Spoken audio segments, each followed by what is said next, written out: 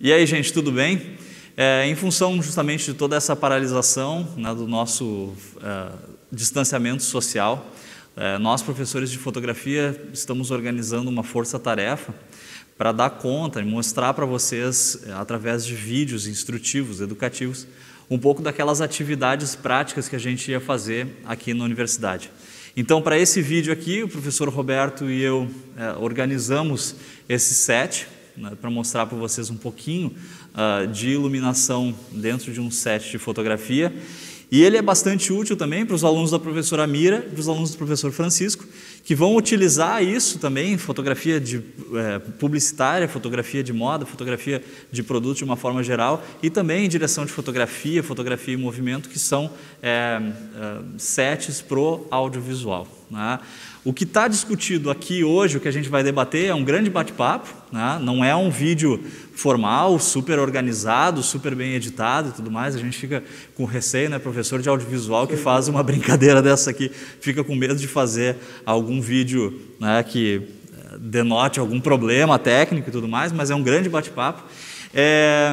E a intenção é justamente essa, que a gente consiga suprir um pouco dessa necessidade para vocês. Vamos lá, então?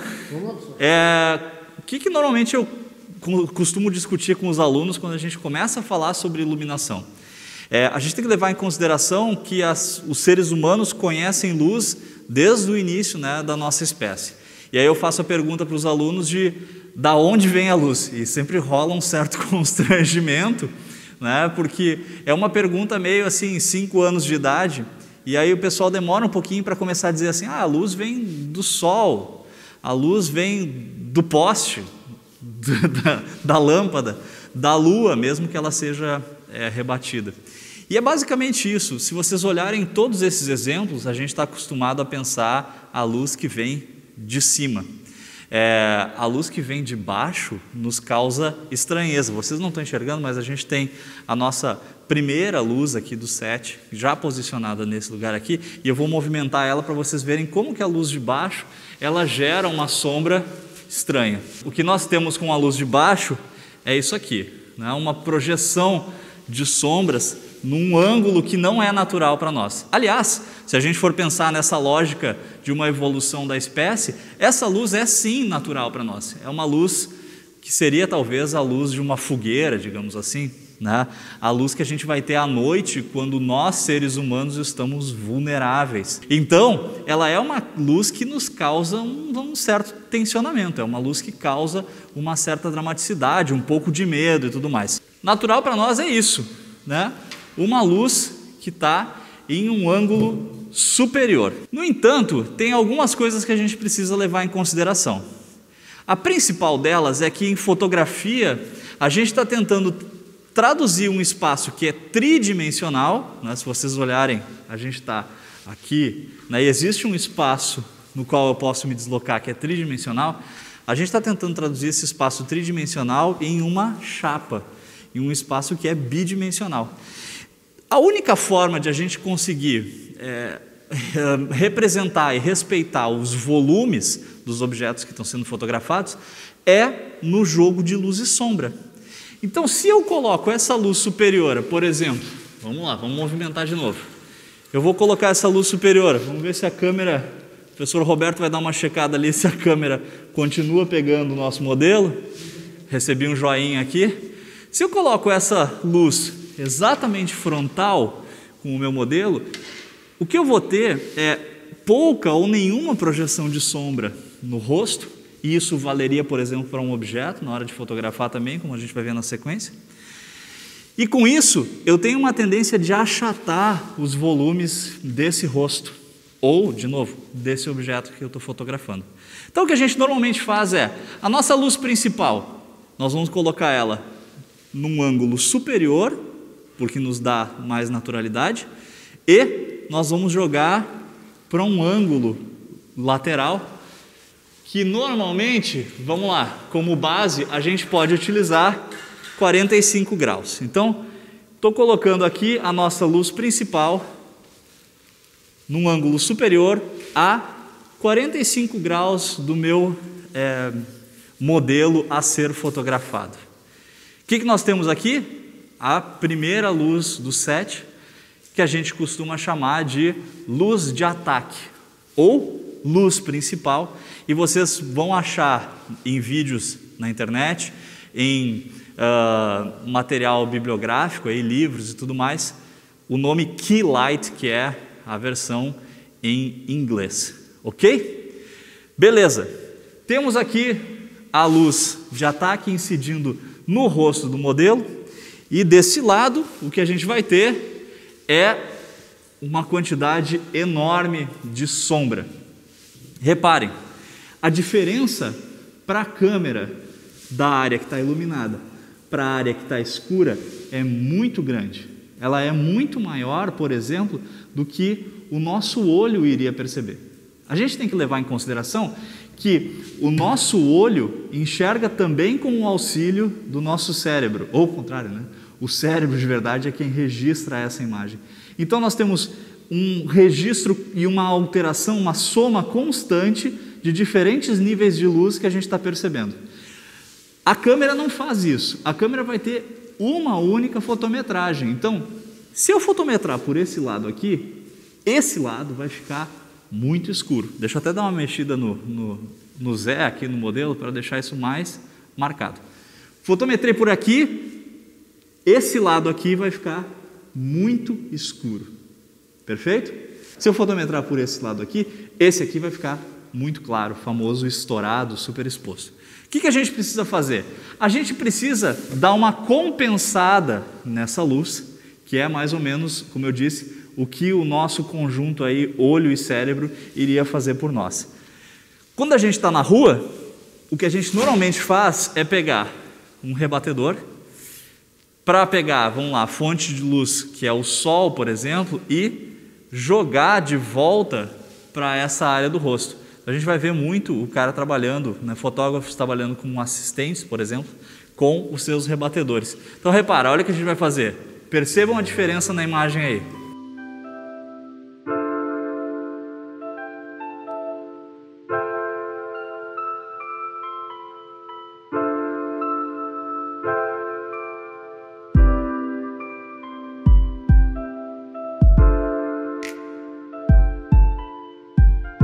Isso é o que a gente faria na rua, tá? É sempre importante lembrar que esse jogo de luzes é quase como um jogo de sinuca. O ângulo de incidência da luz vai ser sempre igual ao ângulo de reflexão. Então aqui o que a gente está fazendo é impor também um rebatimento no mesmo ângulo. Se a luz está vindo nessa direção, eu tenho que trabalhar com o meu rebatedor, né, de forma a fazer com que esse raio luminoso venha e seja jogado de volta naquele mesmo ponto. Só que no estúdio eu não preciso fazer isso. Se eu tenho uma luz de ataque e eu tenho acesso ao equipamento fotográfico, eu posso ter outra fonte luminosa no lado oposto, num ângulo semelhante e talvez, evidentemente, com uma intensidade um pouquinho menor para a gente manter a percepção dos volumes, que vai fazer o trabalho da compensação. Vou ligar essa luz agora aqui para a gente começar a perceber o que acontece. Vamos lá.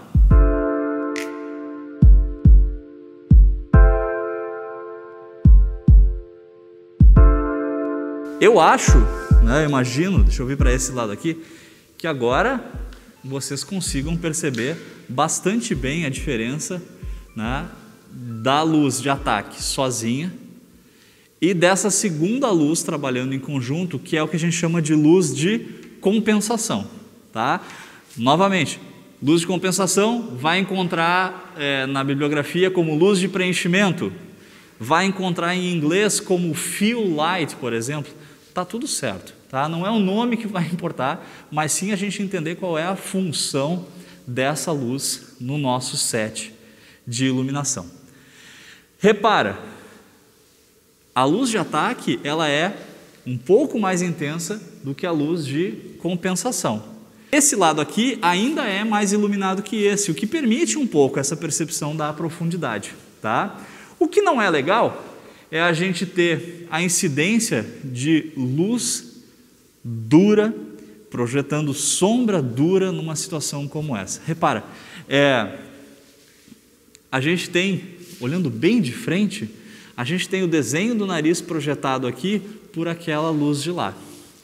Não é exatamente o que a gente quer. Tem N formas de resolver isso. Eu poderia mexer na angulação, eu poderia mexer na intensidade, mas basicamente o que a gente tem aqui, esse ataque aqui é uma luz difusa, né? Ele não é uma luz dura. Isso está dentro dos conceitos que a gente já estudou, já discutiu nas aulas anteriores. Agora, essa aqui é uma luz difusa e aquela lá é uma luz dura. Caramba, não é isso que a gente quer que aconteça. Em especial, duas luzes duras, pode acontecer, se a gente não posicionar bem, aquela sombra dobrada que a gente costuma ver em campo de futebol, né? O cara tem um refletor gigantesco com 3, 4 fontes luminosas e a gente tem 3, 4 sombras do jogador no campo. Para uma fotografia de modelo, uma fotografia de produto, isso é extremamente ruim, por não ser natural, né? Não tem nada a ver com aquilo que a gente está acostumado a ver naturalmente. Então, o que a gente pode fazer? Eu vou pegar e vou trabalhar também com a difusão na luz de compensação. Tá? Vou colocar aqui, como eu disse, já temos uma luz de ataque difusa e, em princípio, uma luz de compensação que está agora dura. O que eu vou fazer? Eu vou simular um aumento da superfície dessa luz com o difusor, o softbox. Tá? E aí vocês vão perceber que essas sombras que estão aqui bastante marcadas no rosto, elas passam a ser suavizadas e com isso a nossa foto fica bem mais interessante. Vamos lá, vou colocar aqui. O efeito é imediato, né?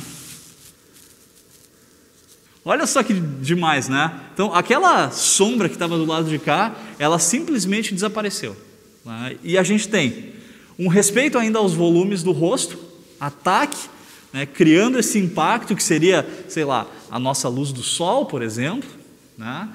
Uma compensação que seria, de repente, tudo aquilo que está ao nosso redor, rebatendo essa luz, e ainda assim percebendo os volumes do rosto do modelo. Tá? Essa é a situação ideal que a gente quer com relação a um set fotográfico. Reparem, não existe certo e errado. Se vocês querem uma luz mais dramática, se vocês querem trabalhar com uma sensação de mexer com o lado mais emotivo das pessoas, né? Criar uma sensação, como eu disse, de drama, né?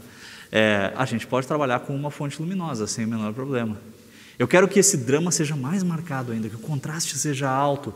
Vamos trabalhar com esse ataque com uma luz dura, não é nem uma luz suave, né? Agora, fotografia de produto, fotografia publicitária, fotografia de moda, fotografia para design, normalmente vai trabalhar com atributos talvez mais subjetivos do produto. Elas querem demonstrar um lado estético mais bacana, mais positivo do produto.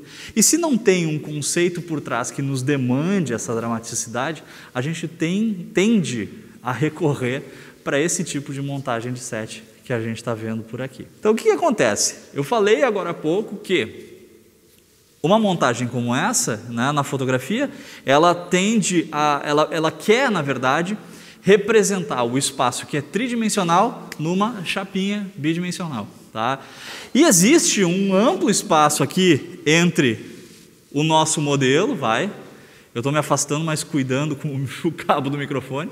Existe um espaço bem grande entre o modelo e o fundo, que talvez não seja perceptível, porque, na verdade, como eu disse, a gente perde um pouco dessa noção espacial. Tá? Como é que a gente vai fazer isso? Bom, eu tenho que trabalhar a iluminação que está por trás desse modelo, né? E para isso a gente tem basicamente 2 recursos aí para trabalhar, ok? O primeiro deles, vou ligar aqui, se vocês observarem, ele está voltado diretamente para as costas do modelo. Vamos lá, vamos ligar aqui. Muito bem, tá? Esse aqui é o chamado contraluz. O pessoal da fotografia de moda chama também de luz de cabelo, né? Fotógrafo de moda, quem faz retrato, chama de luz de cabelo. Por quê? O que acontece? Imaginem, por exemplo, que esse camarada aqui está com uma camiseta branca, o fundo é branco. Se eu tenho a mesma iluminação incidindo na frente dele e lá no fundo, em determinado momento eu posso perder a noção dos contornos dessa camiseta com relação ao fundo. E aí, de novo, eu perco aquela noção de volume que é importante para o nosso registro fotográfico. Existem outras situações que também são análogas aí.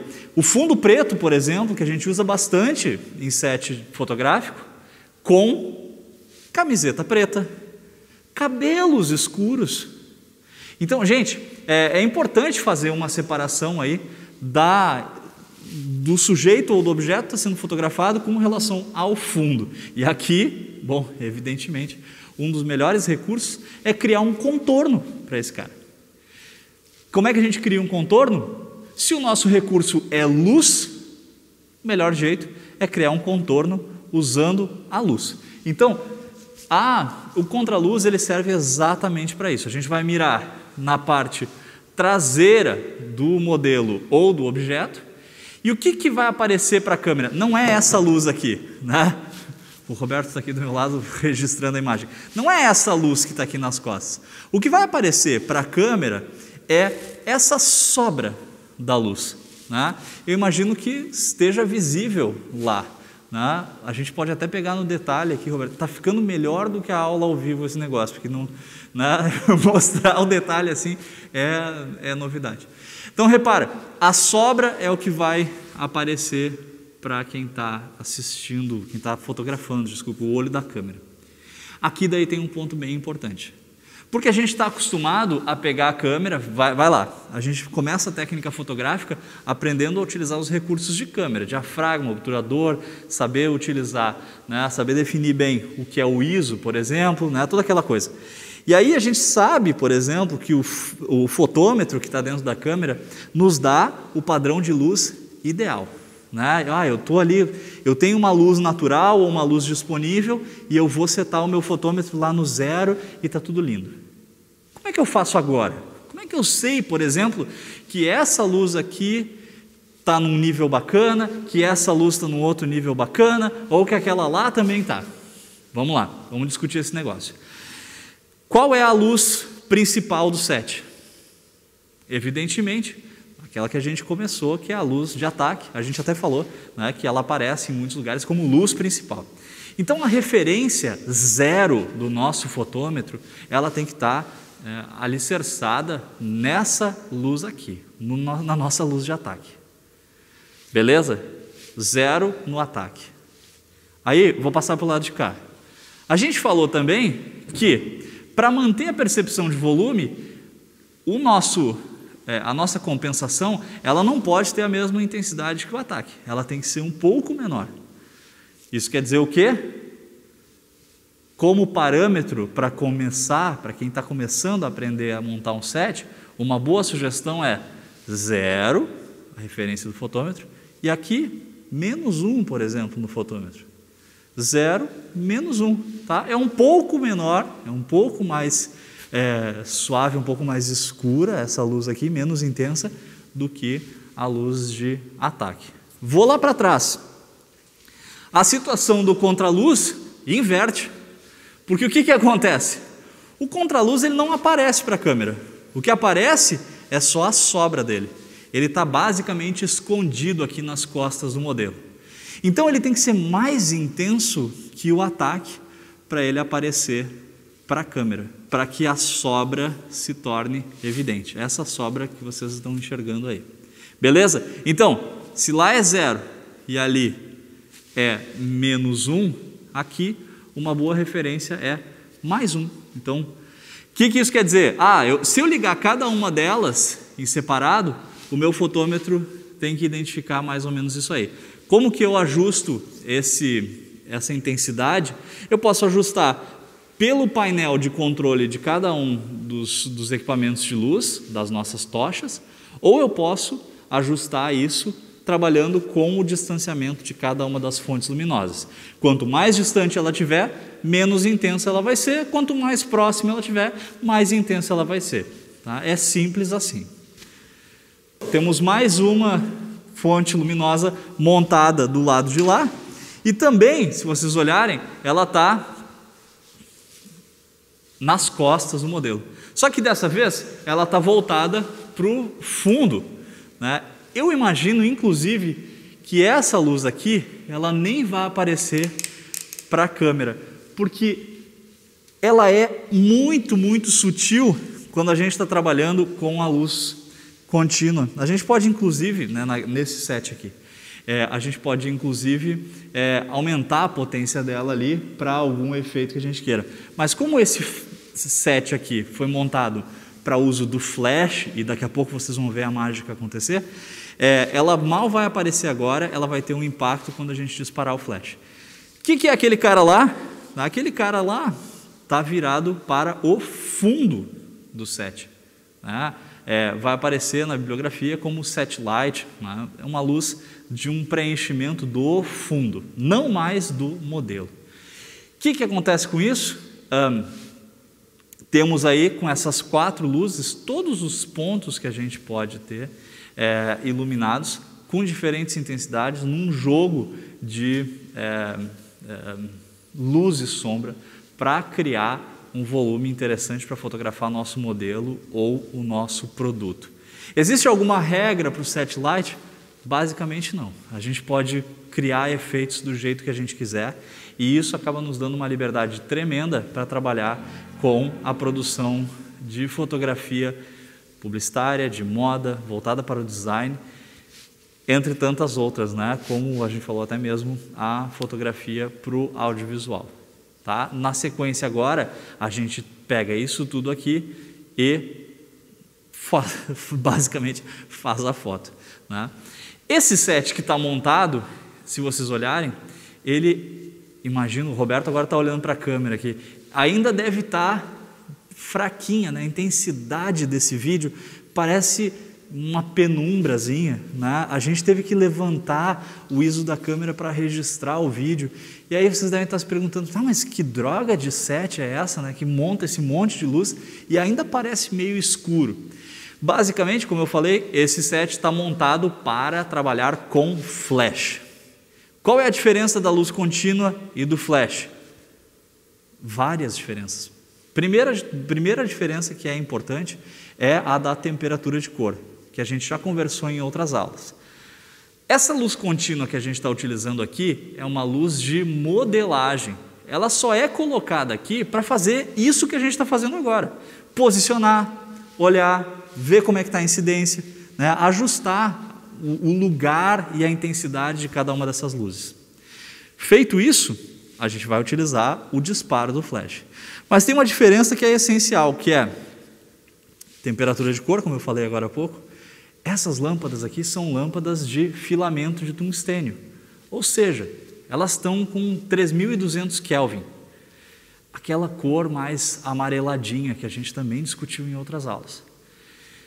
Quando eu disparar o flash, o que vai acontecer? A gente tem aquela lâmpada com aqueles gases, né, ionizados, que também a gente discutiu, que vai disparar uma luz branca, né, que é análoga aí a um raio caindo. Essa semana ainda teve tempestade aqui, teve bastante raio para o pessoal perceber que a luz do raio é bem branca.